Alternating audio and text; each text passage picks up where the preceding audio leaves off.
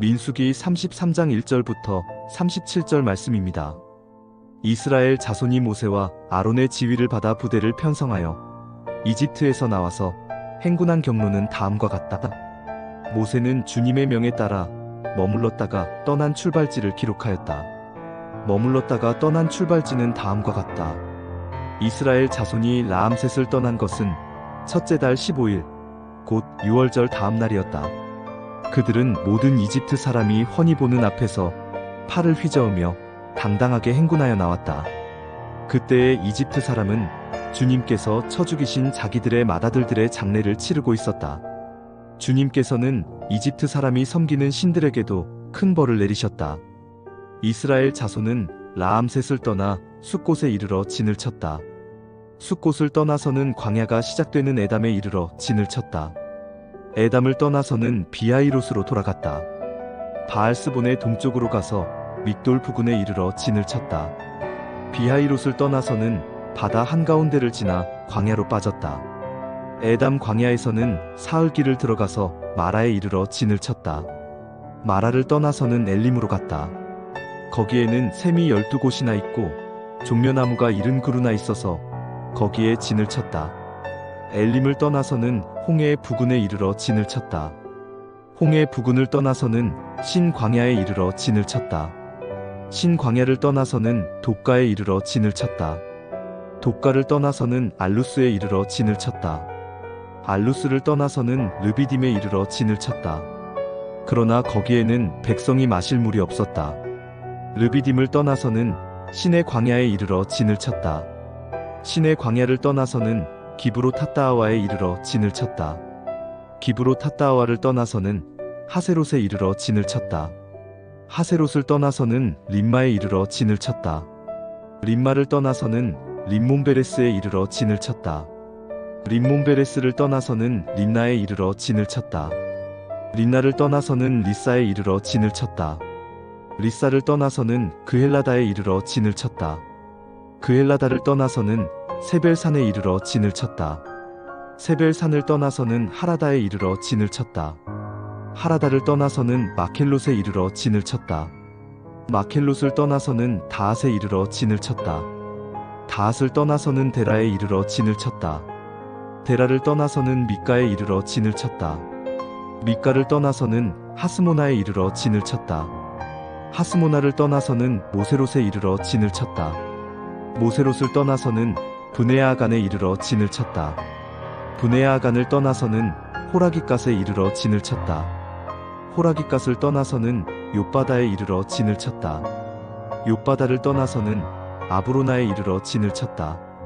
아브로나를 떠나서는 에시온게벨에 이르러 진을 쳤다. 에시온게벨을 떠나서는 신광야의 가데스에 이르러 진을 쳤다. 가데스를 떠나서는 에돔 땅 국경 호르산에 이르러 진을 쳤다. 신앙에 대한 정의가 여러 있지만 신앙은 때로 여정이라는 말로 많이 표현되는 것 같습니다. 여정이란 어떤 여행의 과정이나 일정이라는 뜻인데요. 신앙이 여정으로 표현되는 이유는 신앙이라는 것은 한순간에 일어나는 사건이 아니라 예수 그리스도를 믿었던 그 순간부터, 아니 어쩌면 예수님을 믿기 전의 시간부터 지금까지 이어져 온 일련의 사건이라 할 수 있기 때문일 것입니다. 그리고 앞으로도 그분과의 만남 가운데 우리의 신앙은 계속 이어지겠죠. 그래서 우리의 신앙을 되돌아보면 굴곡도 많고 또 그 안에서 하나님을 깊이 만났던 여러 사건들도 있을 것입니다. 마치 여행의 과정을 회고하듯 우리 신앙의 길을 되돌아보면 우리 인생에 함께 하셨던 하나님과의 추억이 얼마나 많은지 발견하게 되는 것이죠. 그렇게 때로 우리는 잠시 걸음을 멈추고 지나온 시간들을 되돌아볼 필요가 있습니다. 무엇보다 인생의 결정적인 순간을 지나고 있다면, 혹은 신앙의 여정 속 또 잠시 길을 잃었다면, 혹은 하나님과의 만남의 즐거움을 잃어버렸다면 여러분들이 지나온 인생을 한번 다시 들여다보십시오. 들여다본 그 인생 속에는 하나님의 도움의 손길이, 여러분들 향한 하나님의 은혜가 선명히 남겨져 있음을 보게 될 것입니다. 그리고 지금 여러분들의 인생에 감사할 수 있는 것들을 생각해 보십시오. 우리가 지나온 시간과 지금 현재의 시간에 하나님의 은혜를 깨닫게 된다면 우리는 다시 신앙의 여정을 기쁘게 걸어갈 수 있을 것입니다. 오늘 본문에서는 하나님께서 이스라엘에 걸어온 신앙의 여정을 다시 회상하게 하고 계십니다. 이제 이스라엘이 가나안 땅을 정복하고 또 그 안에서 또 하나님과의 어떤 새로운 또 여정을 시작하는 그 기로에 있기 때문입니다. 2절을 보니 모세가 하나님의 명령대로 그 노정을 따라 그들이 행진한 것을 기록하였다라고 말씀하고 계십니다. 노정이라는 것은 목적지까지의 거리 또는 목적지까지 걸리는 시간이라는 뜻도 있고 거쳐 지나가는 길이나 과정이라는 뜻도 있죠. 흔히 험난한 노정, 노정을 따라 걷다 이런 식으로 표현되기도 합니다. 그래서 3절부터 보면 출애굽 사건에 대한 회고가 기록되어 있음을 알 수 있습니다. 애굽에서 이스라엘 백성들이 어떻게 출애굽을 했는지 그 과정을 다시 회고하고 있는 것입니다. 이 출애굽의 사건에 보면 출애굽 당시 이스라엘은 비록 노예로 오랜 시간 살아왔으나 애굽을 탈출할 때는 여호와의 군대로 전열을 갖추고 애굽을 나오게 되는 것을 볼 수 있습니다. 그러나 여전히 오랜 시간 노예 신분으로 살아왔던 이스라엘은 오합지졸 병사들일 수밖에 없었겠죠. 그래서 하나님께서 친히 이스라엘의 지휘관이 되어주시고 또 그들을 위해 친히 싸워주셨습니다. 이 증거들이 애굽을 떠나올 때 하나님께서 애굽에게 내리신 10가지 재앙 그리고 애굽의 신들을 벌하셨던 사건들이 그 증거입니다. 그리고 애굽의 모든 장자들을 치심으로 이스라엘 백성들이 유월절 그 다음 날에 애굽 사람이 보는 앞에서 당당하게 애굽을 나오게 됩니다. 출애굽 사건을 회상하고 난 후 5절부터는 광야에서의 여정을 회고하고 있습니다. 라함셋을 떠나 숫곳에 지내치고 또 숫곳을 떠나 광야 끝 에담에 지내치고 에담을 떠나 바알스보나 비아히롯으로 돌아가서 믹돌 앞에 지내치고 또 이렇게 계속 지내치고 떠나기를 반복하며 12절 신 광야를 지나 16절 신의 광야를 떠나 18절 리사에 지내치고 36절 다시 신광야 가데스에 돌아와 지내치고 그 가데스 에돔 땅 변경 이 호르산에 지내셨다고 기록하고 있습니다. 모세는 광야의 여정을 꽤나 자세하게 기록하고 있는데요. 우리가 볼 때는 지루한 역사의 기록일지 모르겠으나 이 모든 것을 다 겪은 모세와 또 이스라엘 백성들은 이 모세의 이야기를 들으면서 그때가 떠오르고 또 그때 겪었던 사건들이 생생하게 떠올랐을 것입니다. 말씀을 보면 먼저 이스라엘은 애굽 리암셋을 떠나 숫곳과 에담 등을 거쳐 홍해를 건너고 마라와 엘림과 신간양을 통과합니다. 이것들을 통과하면서 이스라엘은 하나님의 홍해를 가르신 이 기적과 또 만나와 메추라기를 내리신 것, 또 물을 공급해 주신 이런 기적과 은혜들을 체험했습니다. 시내 광야에서는 이스라엘과 언약을 맺으시고 율법과 성막을 주셨죠. 하나님의 백성이라는 정체성을 다시금 확인시켜 주신 것입니다.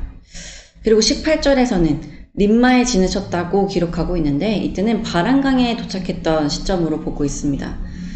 이 바란광야는 이 가데스에서 정탐꾼들이 원망하여 심판을 받은 장소이죠. 이 가데스는 이스라엘이 여러 장소를 거쳐 36절 다시 돌아오는 곳이기도 합니다. 이렇듯 40년의 광야 여정은 하나님의 인도하심 가운데 이스라엘의 믿음과 순종을 단련하는 시간이었습니다.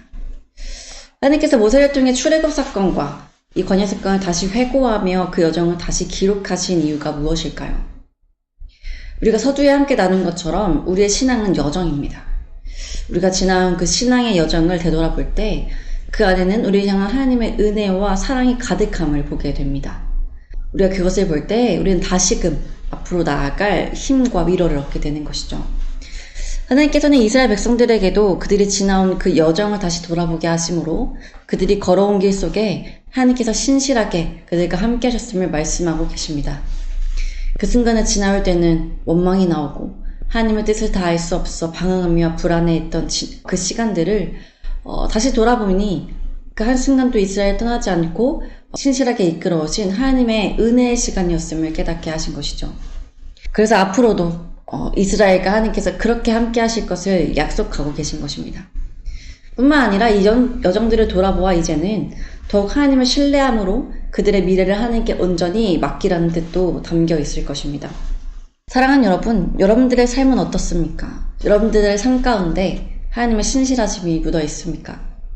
우리가 깊이 깨닫지는 못해도 우리가 지금 이 순간까지 살아있고 또 살아가고 있는 것은 모두 하나님의 은혜입니다. 우리가 이것을 깨달을 때 앞으로 우리가 나아가야 할 삶의 여정 속에서 여전히 하나님의 은혜가 보이지 않고 또 이스라엘 백성들이 느낀 것처럼 어디로 가야 할지 몰라 불안하고 무엇을 먹어야 할지 근심되고 과연 가나안 땅을 정복할 수 있을까 두려움에 염습할 때 다시 한번 우리가 지나온 시간 속에 함께 하신 그 하나님의 신실하심을 의지하며 나아갑시다. 그분께서는 과거에도 그러셨듯 현재에도 그리고 우리의 미래에도 여전히 함께 하실 것입니다. 그리고 또 시간이 지나 이 순간을 우리가 다시 회상할 때 오늘보다 더 깊어진 그분을 향한 신뢰로 이 시간을 회상하게 되리라 믿습니다. 그래서 먼저는 오늘 잠깐이라도 여러분들의 인생을 신실하게 인도하셨던 하나님의 은혜를 꼭 묵상해보는 시간을 가지셨으면 좋겠습니다. 함께 기도합시다. 하나님, 오늘도 말씀으로 하루 시작하게 하시니 감사합니다. 하나님, 오늘 말씀을 보니 모세를 통하여 하나님께서는 이스라엘 백성들이 그 지나온 시간을 다시 회상하게 하셨습니다. 하나님께서 이렇게 지나온 시간을 다시 회상하게 하신 것은 이스라엘 지나온 그 모든 시간 가운데 하나님의 은혜와 하나님의 신실하심이 가득하였음을 다시 한번 깨닫게 하시기 위함이었음을 우리가 압니다. 하나님, 우리도 우리의 인생을 다시 한번 이렇게 되돌아보기 원합니다.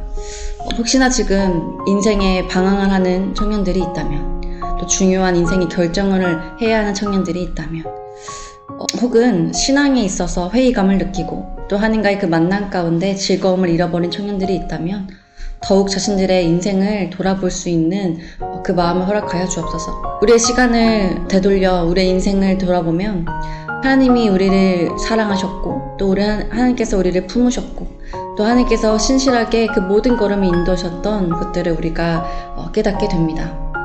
그러니 주님, 우리 다시 한번 우리의 인생에 함께 하셨던 하나님을 의지하며 앞으로 나아갈 힘을 허락하여 주옵소서. 하나님께서 우리에게 신실하게 일하셨듯 앞으로의 우리의 인생 가운데에도 그렇게 신실하게 일하실 것임을 믿으며 우리의 모든 인생을 주님께 의탁하며 나아가기를 소망합니다. 이 시간 자신들의 인생을 진실되게 되돌아보고 있는 주의 청년들에게 하나님께서 어떻게 그들의 인생 가운데 일하셨는지를 깊이 깨닫게 하시기를 소망하며 또 무엇보다 오늘의 하루 가운데에도 주님께서 그렇게 또 신실하게 함께 하심을 경험하게 하심을 소망하며 우리를 사랑하시는 예수 그리스도의 이름으로 기도드립니다. 아멘.